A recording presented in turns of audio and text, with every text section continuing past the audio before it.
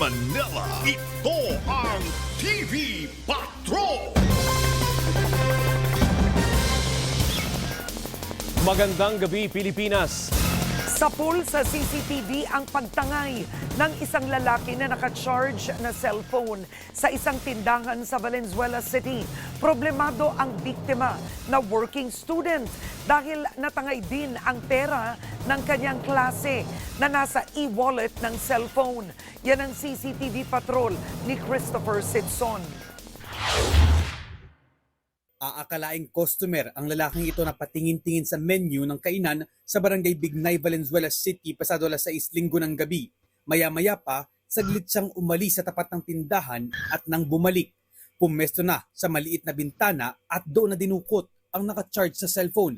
Ang working student na empleyado ng kainan na si Irish ang may-ari ng ninakaw na cellphone. Pumasok po ako sa loob kasi po nagpabarya ako. Tapos po, yung kasama ko, naguhugas rin po siya. Then, pagbalik ko po, nakita ko na lang po na nakalaylay na po yung charger ko. 6,000 pesos ang halaga ng cellphone habang may laman namang 9,000 pesos ang e-wallet na ayon kay Irish, pera ng kanilang klase dahil isa rin siyang treasurer. Malaking halaga rin po talaga yun. Student lang din po ako, hindi ko pwedeng kayang bayaran yun. Hoping po talaga ako na mababalik yung phone ko.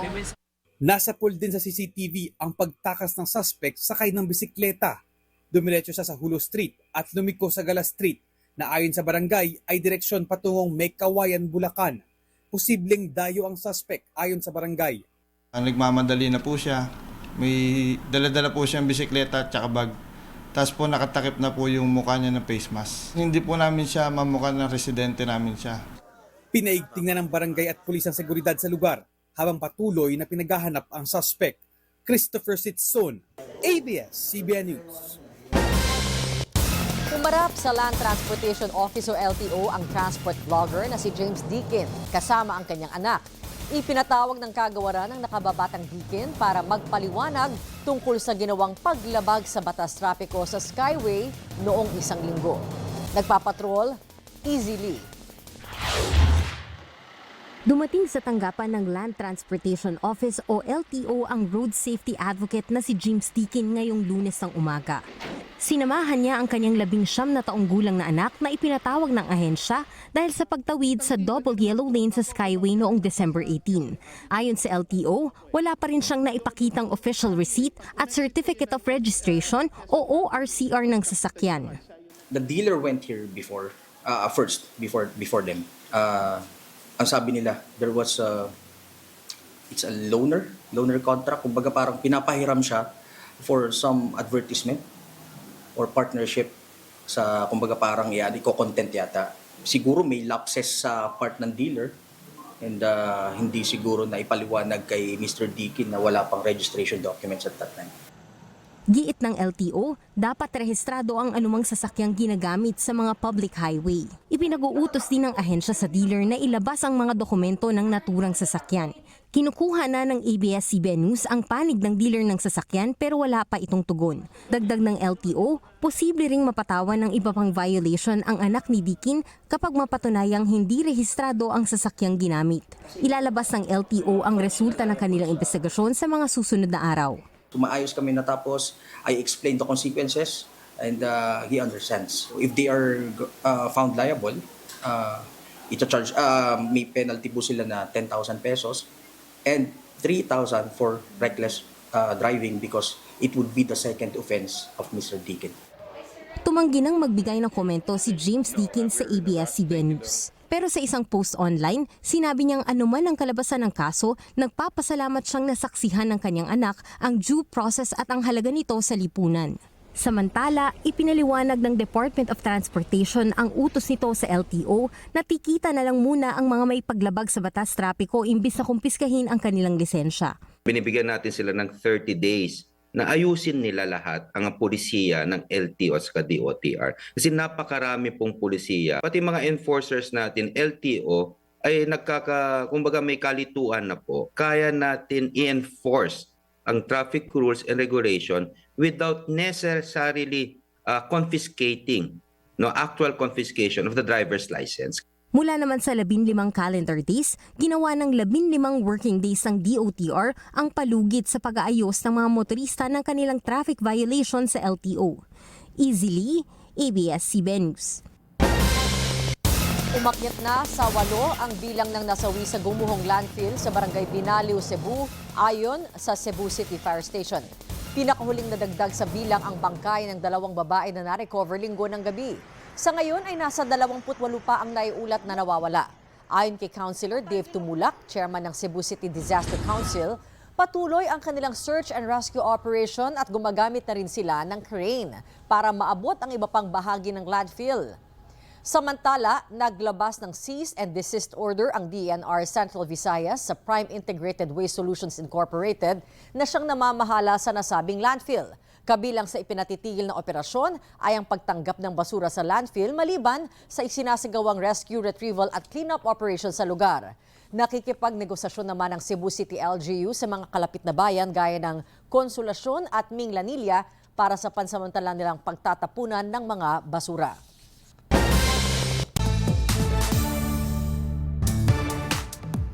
Gretchen, formal nang nagbukas ang award season sa Hollywood. Sinimulan ito ng 83rd Annual Golden Globe Awards. Sino ang ating mga big winners? Ate B, it's never too late to shine. Yan ang inspiring na mensahe ni EJ matapos magugi ng 2 major trophies ang K-pop Demon Hunter sa Golden Globes. Inuwi naman ni Timothée Chalamet ang kanyang first Golden Globe para sa Marty Supreme. Special mention si Kylie Jenner sa acceptance speech ni Timothy. Nagpapatrol Hollywood correspondent Yong Chavez.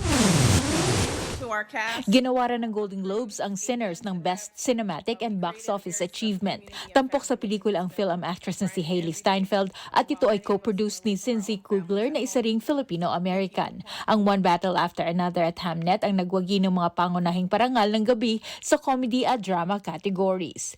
Pinatunayan ng K-pop Demon Hunters na hindi lang ito isa sa pinakamalaking pelikula ng taon, kundi isa na rin itong award-winning film. I just want to say this award goes to people who've had their doors closed at them, and that I can confidently say rejection is redirection. And so never give up, and it's never too late to shine like you were born to be. Ang mga first-time winners tulad ng aktres na si Tiana Taylor ng One Battle After Another ay naghatid ng emotional speech. To my brown sisters and little brown girls watching tonight, our light does not need permission to shine. We belong in every room we walk into. Our voices matter and our dreams deserve space. Timothée Chalamet. Napanalunan ni Timothée Chalamet ang kanyang kauna-unahang Golden Globe Award para sa Best Actor in a Comedy para sa Marty Supreme. Pinasalamatan niya ang kanyang partner na si Kylie Jenner sa acceptance speech. Ang pinakamalalaking artista ng taon ang napiling mag-anunsyo ng Golden Globe winners.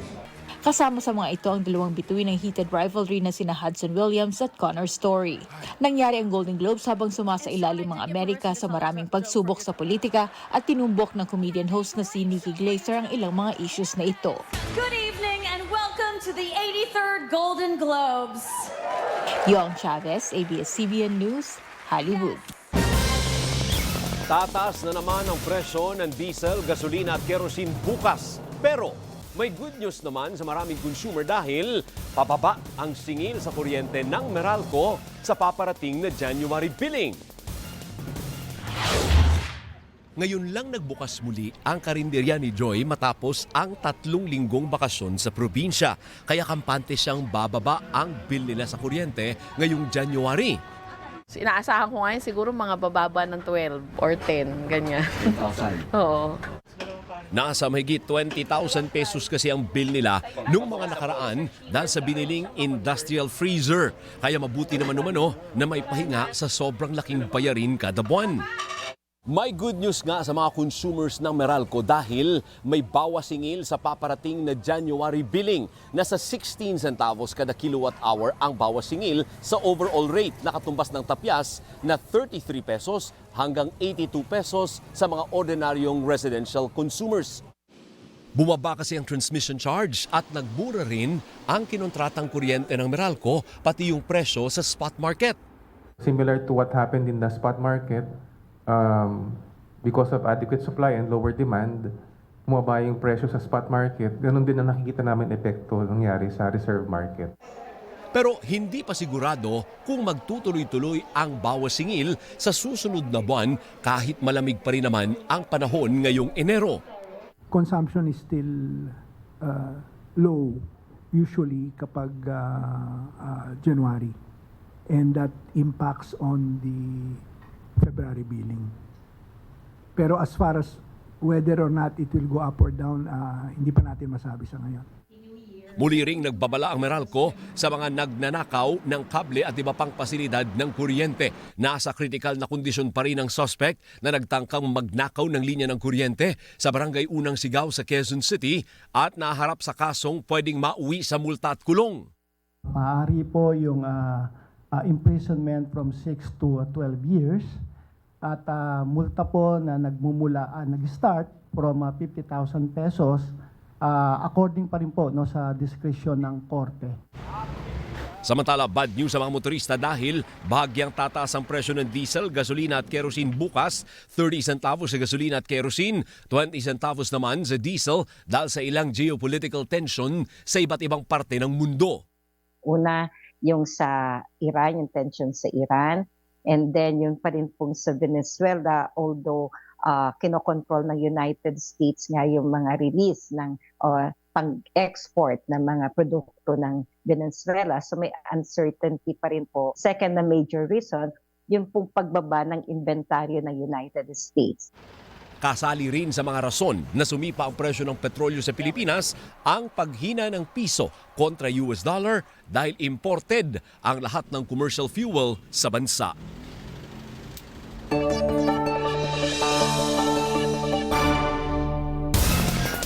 Alamin natin ang magiging lagay ng panahon mula kay ABS-CBN resident meteorologist Ariel Rojas. Ariel, magpapatuloy ba ang lamig ng amihan? Bernadette, buong linggo pang iihip ang amihan sa Northern at Central Luzon kaya mararamdaman pa dyan yung paglamig ng panahon. At itong Lunes ng umaga, maginaw nga po sa may Baguio City kung saan 14 degrees Celsius ang natalang lamig kaninang umaga. Sa Trinidad Benguet naman, 15.4 degrees Celsius at malamig din sa Basco Batanes sa 16.2 degrees Celsius.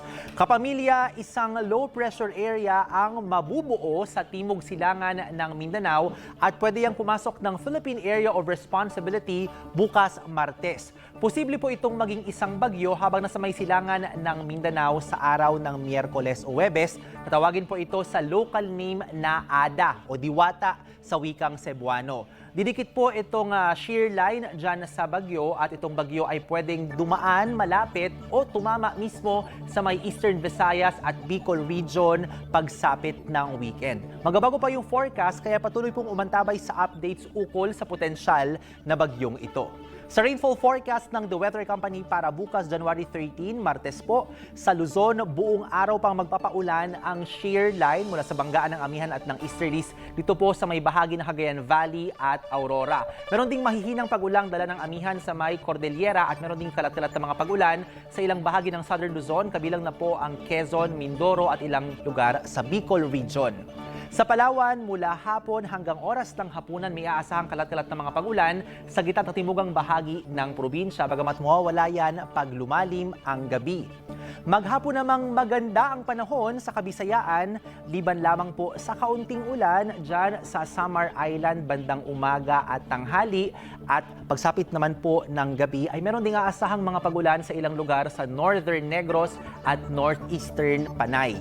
Maaliwalas din po ang panahon sa malaking bahagi ng Mindanao. May ulan lamang naaasahan sa ilang lugar bandang umaga dyan sa may Caraga at sa Tawi-Tawi. Meron ding mga daraang pag-ulan sa ilang bahagi at pagsapit ng gabi sa may Misamis Oriental at Davao Occidental may aasahang mga pag-ulan.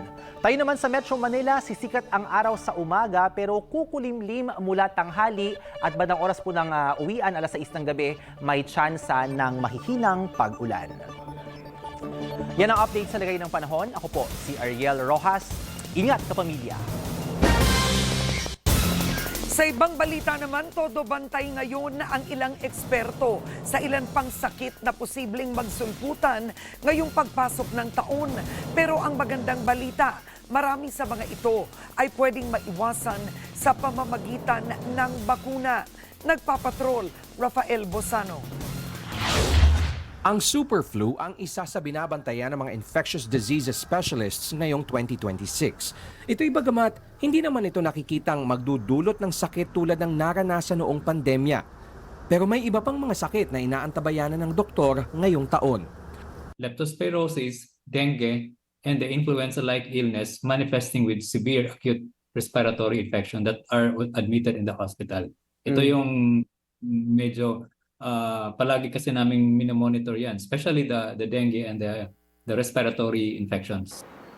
Maaaring maiwasan ang leptospirosis at dengue sa pamamagitan ng pag-iwas sa baha at pagpapanatiling malinis ng kapaligiran. Pero ang ilang sakit gaya ng tigdas o measles, may iwasan lang sa pamamagitan ng bakuna. Ang driver ng measles outbreak are the children who are not vaccinated. No, we need to encourage the mothers to bring their children to the vaccination center for the measles vaccination. Di gaya ng leptospirosis at dengue na vector-borne o nagmumula sa hayop gaya ng daga at lamok ang bacteria o virus, hindi nakikita ang source ng measles virus dahil ito ay airborne. Paliwanag ng Department of Health, ang isang batang may tigdas pwedeng makahawa ng 16 hanggang 18 iba pa. Nakamamatay ang tigdas at pwede ring magdulot ng pulmonya at encephalitis o pamamaga ng utak. Kaya sa susunod na linggo, aarangkada sa Mindanao ang measles rubella supplemental immunization. Susundan naman ito ng Visayas at Luzon sa Hunyo. Yung routine immunization, karaniwan binibigay ang measles rubella vaccine nagsisimula sa 9 months old or tinatawag rin tong MMR, measles, mumps, rubella. Marami pang sakit ang pwedeng maiwasan dahil sa bakuna, kabilang ang tuberculosis, hepatitis B, polio at pneumonia. Dekada nang binibigay ang mga bakunang ito para sa mga batang edad 0 hanggang 1 year old. Pagtungtong naman ng grade 1 hanggang 7, kailangan ulit maturukan ng isang bata ng mga bakuna sa measles, rubella at tetanus diphtheria. Ang mga batang babae dapat ring turukan ng bakuna kontra human papilloma virus. Cancer po yung napipigilan kapag nagpabakuna. Kaya kapag nakarinig ho kayo ng inanunsyo ng health center na available na yung anti-human papilloma virus or anti-cervical cancer vaccine, naku, sulit na sulit po yan. Lahat ng mga bakunang ito pwedeng makuha ng libre sa mga health center at DOH Bagong Urgent Care Ambulatory Service o Bukas Center. Paalala ng mga eksperto, walang dapat ikabahala sa mga bakuna dahil napatunayang epektibo ang mga ito. Rafael Bosano, ABS-CBN News. Dalawang kongresista na umano'y nangakong mag-e-endorso ng ikinakasang reklamong impeachment laban kay Pangulong Ferdinand Marcos Jr. Ayon po sa palasyo, nakahanda sa proseso ang Pangulo sabay giit na wala siyang ginawang pagtataksil sa tiwala ng taong bayan. Nagpapatrol, Vivian Gulia. Posibleng maharap sa reklamong impeachment ang dalawang pinakamataas na opisyal sa bansa. Ayon kay House Senior Deputy Minority Leader Edgar Erice, ikinakasana ng isang pro-Duterte group ang reklamong impeachment laban kay Pangulong Ferdinand Marcos Jr. May dalawang kongresista na aniyang nangakong mag-e-endorso nito sa Kamara, isa mula sa mayorya at isang independent congressman. Sabi ni Erice, isa sa mga tinitingnang basehan ng reklamo ang umano'y pagtataksil sa tiwala ng taong bayan. Kaugnay ito sa issue sa budget nitong nagdaang 3 taon. The President allowed and signed the 3 budgets which contained the anomalous projects. Tapos pumayag siya na ilagay sa program funds yung mga dapat na nasa program appropriations like yung PhilHealth, yung mga foreign assisted projects which caused the delays of the projects. Aniya, nilapitan siya ng grupo para i-endorso ang reklamo pero tinanggihan niya ito. Because I want to have an open mind in the Committee on Justice, and I don't want to be identified with the Duterte group because I am a true blue liberal party. Ang Makabayan Bloc sa Kamara naniniwalang may basehan ang posibleng impeachment complaint laban sa Pangulo dahil sa paglobo ng unprogrammed appropriations at mga alegasyon laban sa palasyo, kaugnay ng umano'y kickback sa infrastructure projects. Pero si House Assistant Majority Leader at Lanao del Sur 1st District Representative Zia Alonto Adyong Walang nakikitang matibay na ebidensya laban sa Pangulo na nagveto pa nga aniya ng bahagi ng kinukwestyong budget at nagbunyag ng anomalya sa flood control. Filing an impeachment complaint is one thing, but having the support for that impeachment complaint is another, and that's the most difficult one. The House of Representatives would also want to have a solid grounds and evidence, factual evidence as to why they need to support this. I guess these are all political noise. Nanindigan din ng palasyo na walang ginagawang pagtataksil sa tiwala ng taong bayan si Pangulong Marcos na nakahandang humarap sa kalinghainan ng reklamong impeachment. Kung pag-uusapan po natin ay breach of public trust. Ang Pangulo po, unang-una, hindi po siya nagnakaw ng pera. Pangalawa, siya po ang nagpapaimbestiga sa mga maaanumalyang flood control projects at maaaring naging sanhi ng korupsyon. At ang Pangulo naman, handa naman po sa lahat ng pagkakataon dahil siya po ay gumagalang sa konstitusyon, gumagalang po siya sa proseso. Ito naman ang posisyon ng Pangulo ngayon sa mga planong maghain muli ng impeachment complaint laban kay Vice President Duterte pagkatapos ng one-year ban sa susunod na buwan.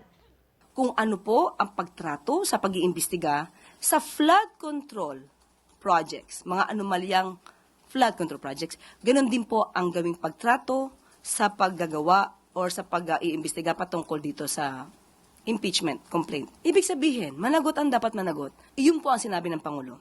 We can read between the lines. Noong una po kasi sinasabi niya, hindi yan makakatulong sa ordinaryong Pilipino.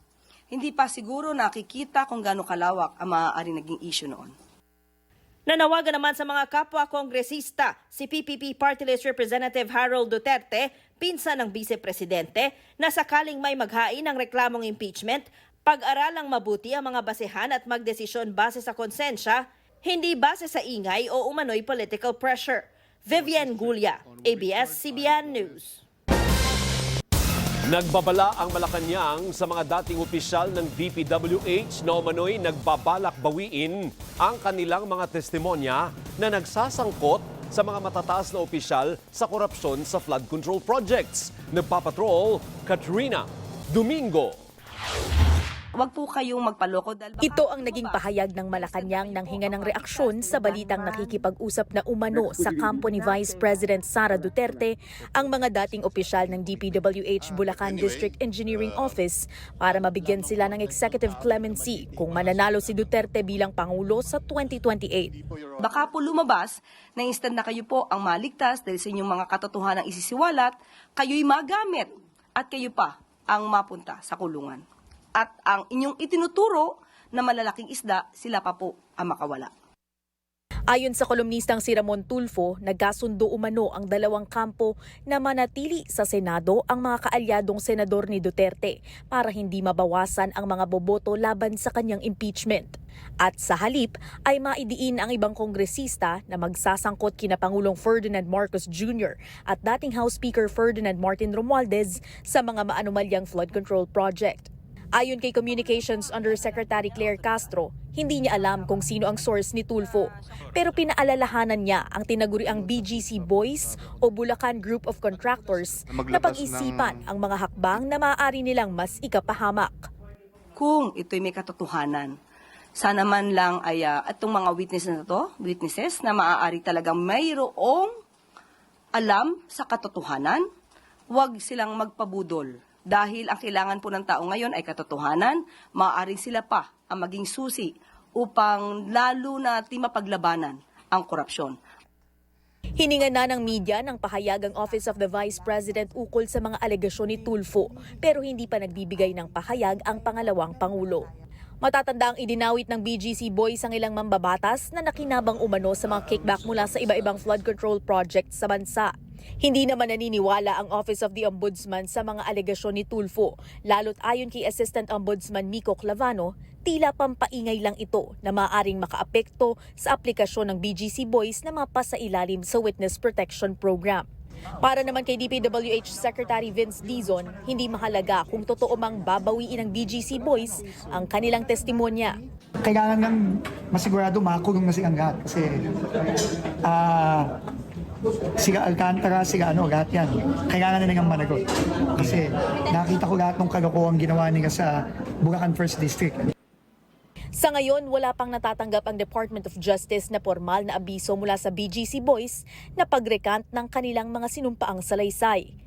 Samantala, inanunsyo ng Professional Regulatory Commission na binabawi ang Civil Engineering Professional License ni dating DPWH District Engineer Henry Alcantara dahil sa gross unprofessional and unethical conduct kaugnay ng ghost projects. Maaari naman siyang maghain ng motion for reconsideration sa loob ng 15 araw. Katrina Domingo, ABS-CBN News. Nakatakdang tumistigo si Public Works Secretary Vince Dizon sa Sandigan Bayan sa January 20 sa kaso laban kay dating Congressman Zaldi Co.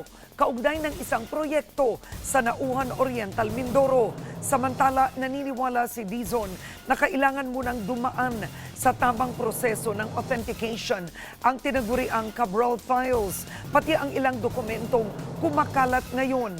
Nagpapatrol, Andrea Tagines.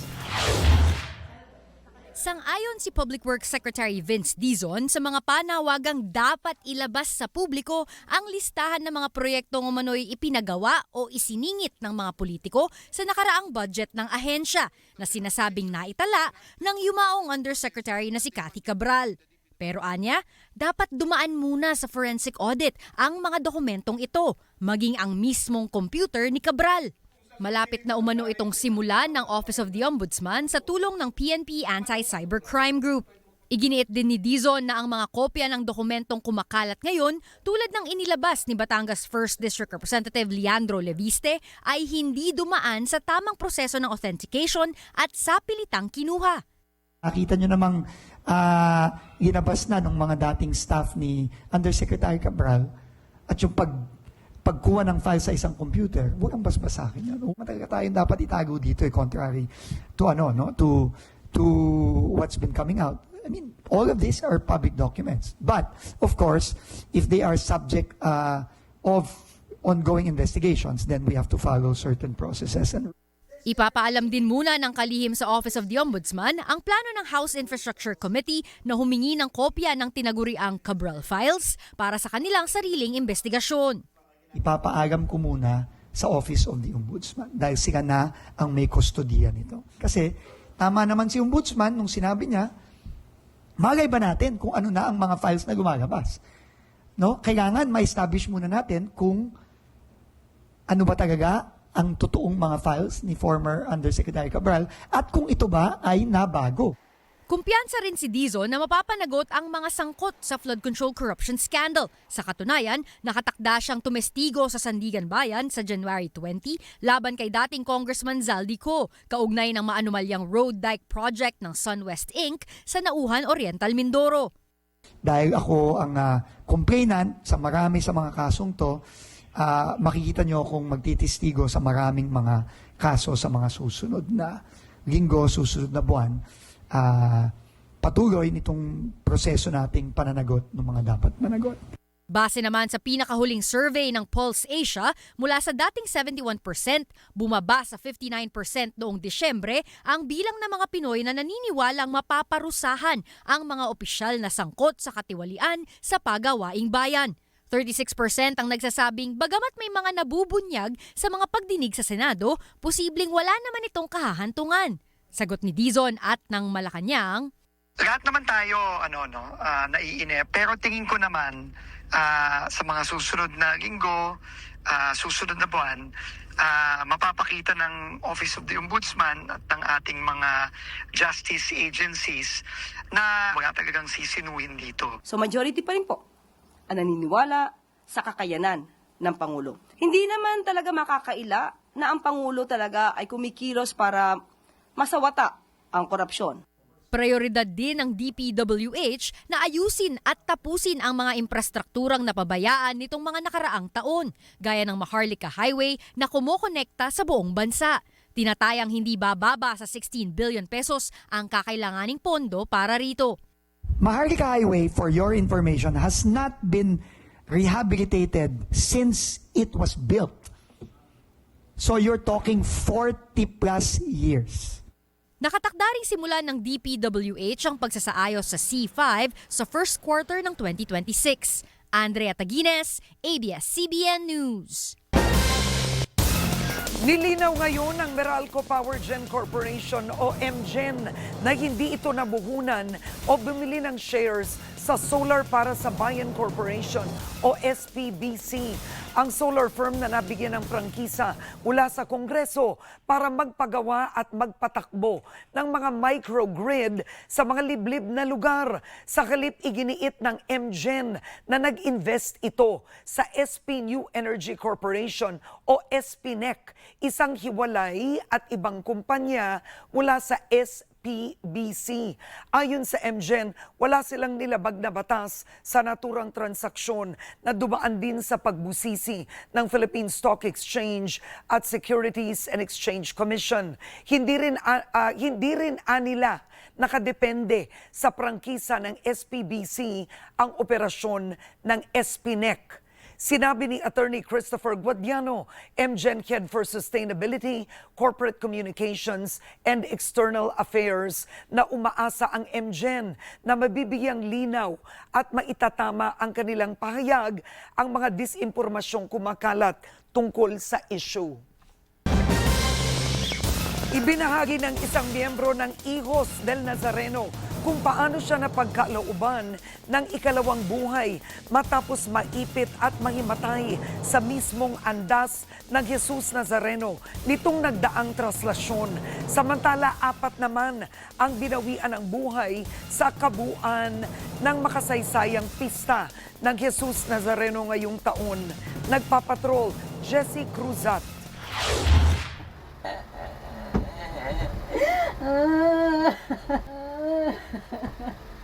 Pasan-pasan ni Emily ang labis na kalungkutan at pangungulila matapos masawi ang 41 anyos niyang anak na si Jeffrey sa mismong araw ng pista ng Jesus Nazareno. Alas 6 ng umaga noong Enero 9 nang magpaalam sa kanila ang anak na magsisimba muna sa Quiapo bago pumasok sa trabaho bilang call center agent. Sabi niya po kasi kay papa niya, pa hindi ako nakatulog kagabi, masakit yung dibdib ko. Sabi ko naman sa kanya, huwag ka nang pumasok. Eh siguro po inahabol niya po talaga yung pagsimba niya sa Quiapo. Kasi pag araw po pag piyesta po ng Quiapo, talaga nagsisimba po siya bago pumasok. Matapos magsimba, dumiretso si Jeffrey sa kanyang opisina sa may Carlos Palanca Street, kung saan libu-libong deboto na ang naghihintay sa pagdaan ng andas ng Jesus Nazareno. Doon na siya nawala ng malay. Nadala pa siya sa ospital pero binawian din ng buhay. Po sabi ko, Lord, bakit ganyan? Kung kailan na piyesta ng Quiapo din yung kinuha yung anak ko. Masakit. Deboto po ako. Magmula po 1975. Hanggang na-stroke po ako.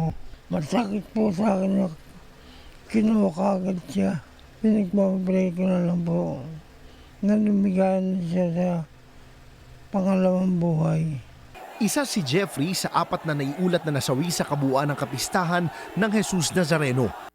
Ayon sa simbahan, 3 sa kanila ay namatay habang umuusad ang traslasyon. Ang hiniling po namin, ipagdasal po sila. Napakadami ng taong dumagsa ngayong taon na ito at talagang sinasalubong po nila ang andas. At napakahirap buwagin ng kanilang puwersa. Tiniyak naman ng pamunuan ng simbahan na tutulong sila sa mga pamilya ng mga nasawi. Mahigit 1,000 naman ang naiulat na nasaktan at nasugatan. Kabilang dito ang miyembro ng Hijos del Nazareno na si Jeric San Antonio na higit 2 dekada nang namamanata sa puon. Isa siya sa mga naatasang protektahan ang imahe ng puon. Pero dala ng pagod at puyat, bumigay ang katawan ni Jeric sa gitna ng traslasyon. Ang na-visualize ko nun, kulay puti lang. Naririnig ko yung crowd, pero puti lang yung nakikita ko habang naghahabol ako ng hininga. Bumagsak yung oxygen ng katawan ko. Thankful ako sa pangalawang buhay niya kasi pumapasok na talaga sa utak ko, baka yung sunod na ibalita sa akin, wala na siya. Katunayan, noong nakaraang taon ay nakiisa rin si Jeric sa traslasyon. Sa lolo at ama niya naman ang taunang panata. Ulitin at ulitin. Ang kumbaga sa akin kasi buhay na pananampalataya to. Hindi pa to yung oras. May mission pa ako na ibibigay ang Nazareno para sa akin. Sa kabila ng mga naiulat na insidente, bukas ang simbahan at pulisya na masusing pag-aralan ang mga posibleng pagbabagong ipatupad sa mga susunod na traslasyon, kabilang ang disenyo ng andas at ruta ng prosesyon. Bukod sa may nag-aabang ng crowd, may mga instances na nabalahaw doon siya sa gilid, hindi siya agad makaalis. So nakikita namin na isa sa reason is yung structure ng ating andas, which is from 3 gulong ay naging 4. Considering kung imagine yung mas mahirap i-maniobra yung 4 na gulong. Then magpapatawag ng kami ng evaluation, no? Para magkaroon kami ng assessment yung sa mga areas that we need to improve. Ayon sa simbahan, dapat ding matutuhan ng mga deboto kung hanggang saan magkukrus ang kanilang debosyon at limitasyon pagdating sa pamamanata. Jesse Cruzat, ABS-CBN News. Ibinasura ng International Criminal Court ang hiling ng kampo ni dating Pangulong Rodrigo Duterte na baliktarin ang desisyon nito para isa publiko ang komunikasyon sa pagitan ng ICC registry at ng panel na nagsagawa ng medical examination sa dating Pangulo. Git ng pre-trial chamber, kailangan maging malinaw ang panuntunan ng ICC registry kaugnay sa mga dokumentong ipinapasa sa panel para masigurong magiging mabilis ang proseso ng pagdinig. Dagdag ng prosekusyon, hindi nararapat na maging appealable ang mga ganitong desisyon dahil lamang sa hindi ito pumabor sa kanilang kampo. Samantala, nagsumiti rin ang abogado ni Duterte noong January 9 ng panibagong hiling para sa interim release kasama ang mga umano'y bagong medical evidence.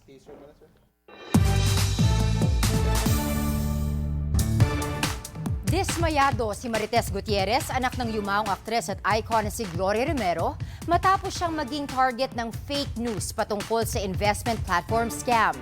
May panawagan din si Marites para sa nalalapit na death anniversary ng kanyang ina. Nagpapatrol, Daniel Krishnan. It's disturbing, it's nakakapikon because I really don't understand why they're doing this. Ito ang naging reaksyon ni Marites Gutierrez, ang anak ng yumaong icon na si Gloria Romero matapos mabasa ang kumalat na article tungkol sa investment platform na di umano ipinamana sa kanya ng ina. Kwento ni Marites, Linggo ng umaga nang makita niya ang isang online article na ginamit pa at nagpanggap bilang ABS-CBNnews.com.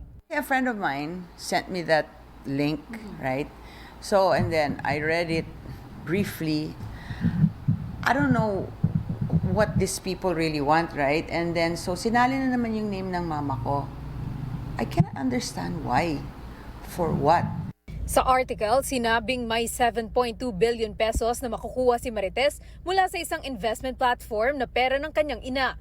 Kwento ni Marites, hindi ito ang unang beses na ginamit ang pangalan ng kanyang ina sa online scam. Before the wake of my mom, may lumabas na naman ng ganyan na I am a billionaire. Now yata am I a billionaire or a trillionaire? Dagdag ni Marites, may kaakibat na kaba ang maling impormasyong kumakalat patungkol sa estado ng kanyang buhay. For my safety and for Chris, because sometimes my son, he commutes, he rides the LRT to go to his work kasi to avoid the traffic. Tumatawa-tawa lang ako dito, but nakakaya to show my true emotions kasi I don't want to get mad on TV. But it is disturbing. Sa nalalapit na death anniversary ng kanyang ina sa January 25, dismayado si Marites dahil sa fake news. On the 25th, it's gonna be my mom's first year anniversary in heaven. So bakit nila ginugulo? Nananahimik siya doon. And I'm sure she doesn't want to see me like this, that I'm bothered with all these things. Agad naglabas ng disinformation notice ang ABS-CBN News at flag na rin ngayon ang nasabing website. Nagbabala naman ang Department of Information and Communications Technology sa kaliwat ka ng scams at fake news na kumakalat online. The first red flag is if you see it in your feeds, don't immediately believe it. They'll lure you in with absurd amounts of returns. For example, 60% returns or 100% returns in 2 or 3 months, which doesn't really happen. So yun yung lure nila. So if you see this on the feeds, don't immediately believe it. And please don't click on these pages because they take you to the scam websites where there is a phishing website where they get your vital informations like your name, address, birth date, or even worse, this would be the gateway for the financial scam. Para makaiwas sa fake websites at online scams, ugaliing i-check ang website address o URL ng page content. Tignan ang SSL o TLS certificate at ang padlock symbol. Hanapin ang sitemap o search bar. Tingnan ang about page at suriin ang contact information. Suriin ang laman ng website pati na ang spelling at grammar nito. Huwag mag-click ng kahina-hinalang text o links, pati na pop-up windows. Iwasan din ang websites na nag-aalok ng sobrang murang deals at i-check kung rehistrado o accredited ng gobyerno ang company website. Gaino Krishnan, ABS-CBN News.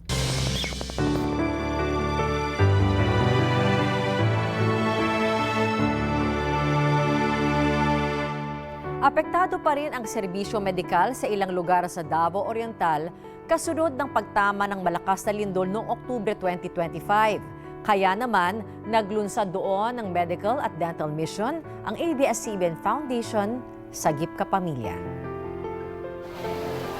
Pahirapan pa rin para sa mga residente sa Manay, Davao Oriental ang pagpunta sa mga ospital dahil sira pa rin ang mga pasilidad.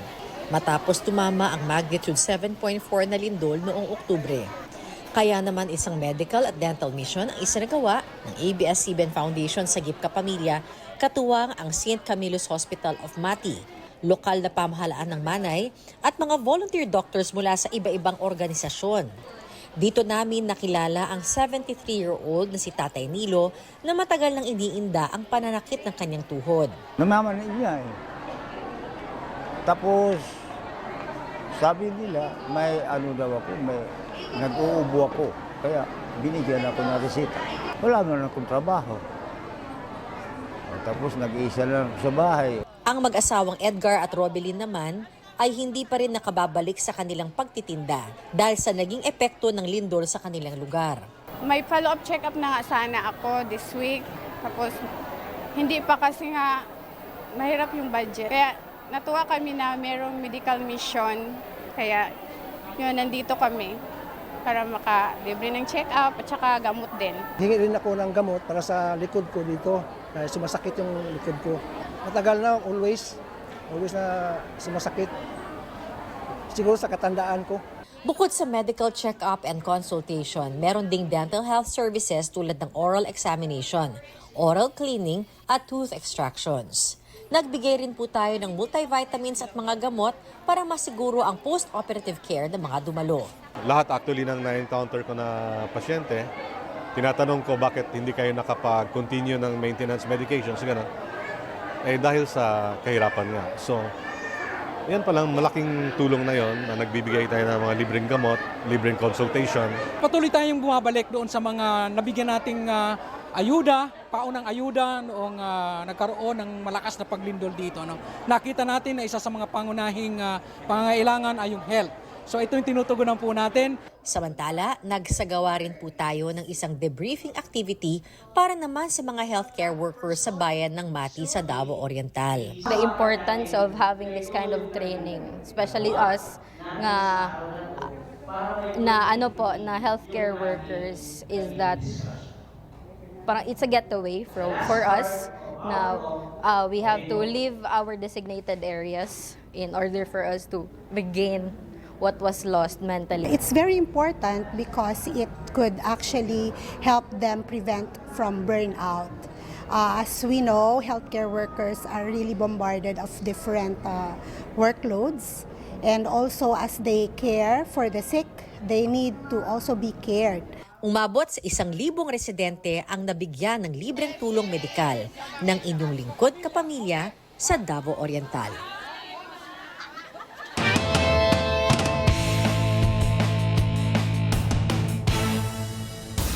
Nakamit ni Pinay tennis star Alex Ayala ang bagong career high ranking sa Women's Tennis Association o WTA matapos ang kanyang kampanya sa ASB Classics sa New Zealand. Puspusa naman ang pagsasaayos ng venue para sa WTA 125 tournament na gaganapin dito sa Pilipinas. Nagpapatrol, Diane Castillejo. World number 49. Yan ang bagong career high ranking ni Alex Ayala na nilabas ng WTA ngayong Lunes. Ito ay matapos ang semifinals finish sa ASB Classic sa Auckland na isang WTA 250 tournament. Kita sa torneo ang pag-angat ng level ng tennis ni Ayala at inaasahang dadalhin niya ito sa unang Grand Slam ng taon, ang Australian Open simula January 17. Pero bago yan, sasabak muna si Ayala sa isang exhibition event, ang Kuyong Classic sa Melbourne. Sa Miyerkules, January 14, lalaban si Ayala kontra kay world number 70, Donna Vekic. Nakalaban na ni Ayala si Vekic sa first round sa Auckland at nanaig ang Pinay 4-6, 6-4, 6-4. Hi everyone, I just wanted to come on here and thank every single one of you for your support, taking the time and effort out of your day to be there and cheer me on with the other girls. It means so much, especially at this time of the year. I couldn't thank you more, and I had such a fun time playing here in Auckland, and I hope I can be back next year. Samantala, ongoing ang resurfacing ng Rizal Memorial Tennis Courts para sa kauna-unahang WTA 125 tournament sa Pilipinas. Ano ba yung mga other technical things na kailangan isiguro na they're there, like that will pass through the WTA? What are some of those? Yes, unang-una yung playability, it's gotta be to medium to slow. Can't be fast. So medium to slow requirement nila. Okay. Ngayon, we just have to control yung walang bako-bako. So ni-level natin ang slow, we made sure of that. Tapos yung abrasiveness, yung bilis ng bola, so nandun rin. Nagsimula na rin ang training ng mga ball kids para sa tournament.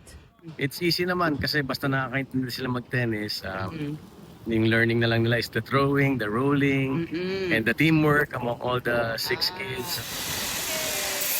Round the clock ang trabaho ng Philippine Sports Commission para pagandahin ang buong venue. Ang qualifying ay magsisimula sa January 24. Ang main draw naman ng Philippine Women's Open magsisimula sa January 26. 32 ang papasok sa main draw. Si Alex Ayala magsisimula sa Australian Open sa January 17 at magdedepende sa kanyang resulta sa AO kung makakapaglaro siya dito sa Philippine Women's Open. Nagsimulan rin paglabanan ng 7 sa top-ranked Pinay players ang tsansang lumahok sa Philippine Women's Open. Diane Castillejo, ABS-CBN News.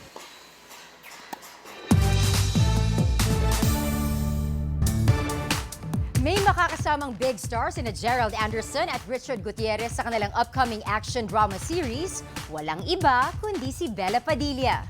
Ikinwento ni Bella ang excitement sa proyekto at paghahanda. Pero bukod sa trabaho, excited din kaya si Bella na makahanap ng true love ngayong taon? Nagpapatrol MJ Felipe.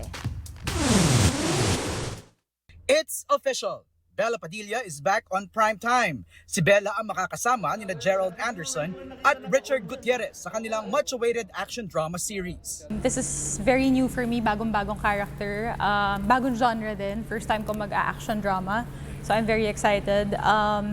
I think people will also be surprised kung ano yung magiging takbo ng kwento dito or yung takbo ng character ko dito. 2019, ang huling full-length serye ni Bella, ang Sino ang May Sala, Mea Culpa. At nag-cameo appearance naman siya sa Pamilya Sagrado noong 2024. Ngayon, she's all in para magbalik serye. Mentally, definitely. Work always excites me. I think everybody who knows me knows na I thrive most when I'm on set. So I'm excited to go back. Emotionally, I would say I'm always ready. Physically, I've been training for the show kasi nga dahil action drama to, medyo mapapasabak tayo sa action. So I've started taking Muay Thai lessons again. I'm learning stunts from Erwin Tagle. Hindi siya magpapahuli sa action scenes kasama sina Gerald at Richard. First time to work with Gerald Anderson and Richard I've worked with a long time ago and he's such a pleasant person to work with. So I'm so excited to see how we're all going to parang balance each other out. I feel a lot healthier and stronger now than I was in my 20s. I mean, I'm only 34 now, but alam mo yun, parang I feel like I know my body so much more. Good start ang 2026 kay Bella pagdating sa trabaho. May serye na, may upcoming movie pa kasama si Carlo Aquino. Pero Good year din kaya ito para sa pag-ibig? Not gonna lie, honestly, it's not at the top of my priorities right now. And I don't know kasi parang I feel like I've been so blessed to be given so many beautiful projects. I want to return the love I'm being given. Ipapalabas ang action drama series ni Bella kasama sina Gerald at Richard sa unang quarter ng 2026. MJ Felipe, ABS-CBN News. Yeah, ano? yung katawan, ang laki, mga 20 pounds ang pinayat ni Bella, sinabi niya. So maganda din na nag-experiment yung mga artista natin na kasi kilala siya sa drama. Yeah. Maybe pwedeng mag-action. Malay mo, magaling din pala siya. And very talented si Bella. She's a script writer. Director? And actress, but she lived in London for a while. Just to experiment, alam mo yun? Nag-direct din siya. I'm not sure. Baka I could be corrected here, but I know she's really a script writer. So magaling. Original siya. Magaling. Nanalo bang paborito mong show sa ano? Ay, ang Sa dami kong Globe? paboritong nanalo. Number 1, Adolescence. Nanalo ang bata. I keep telling you, diba, watch Adolescence. Sinabiyang ko tumano. Groundbreaking. Magaling. Buong team nila panalo. Good for them. Okay. At yan ang mga balitang binantayan namin para sa inyo. Tuloy-tuloy ang pagpapatrol sa Kapamilya Channel, Kapamilya Online Live at A to Z. Ako po si Karen Davila. Para sa iba pang balita, mag-log on sa abs-cbn.com. Maaari nyo rin i-scan ang QR code sa inyong mga screen para mapanood sa YouTube ang ating YouTube channel ng mga latest news at syempre balikan yung mga balitang hindi po ninyo napanood. Napakikinggan din ang TV Patrol sa DZMM Radio Patrol sa East 30. Anumang hamon, anumang panahon, tapat kaming maglilingkod. Ako po si Bernadette Zambrano. At sama-sama pa rin tayo gabi-gabi sa All TV 2. Ako naman po si Alvinol Chico. Sa ngalan ng ABS-CBN News in the service of the Filipino, maraming salamat at magandang gabi, bayan!